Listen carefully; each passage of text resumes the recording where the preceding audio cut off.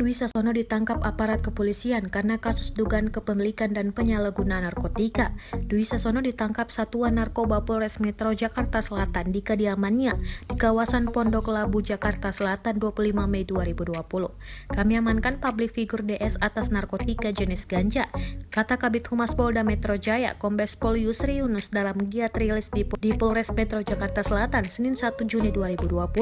Yunus menjelaskan bahwa alasan Dwi mengonsumsi ganja karena mengisi waktu luang di tengah imbauan pemerintah membasmi virus corona atau COVID-19 dan penerapan pembatasan sosial berskala besar. Alasannya karena susah tidur, jadi sebulan belakangan ini pengakuannya terus mengonsumsi ganja, ucapnya.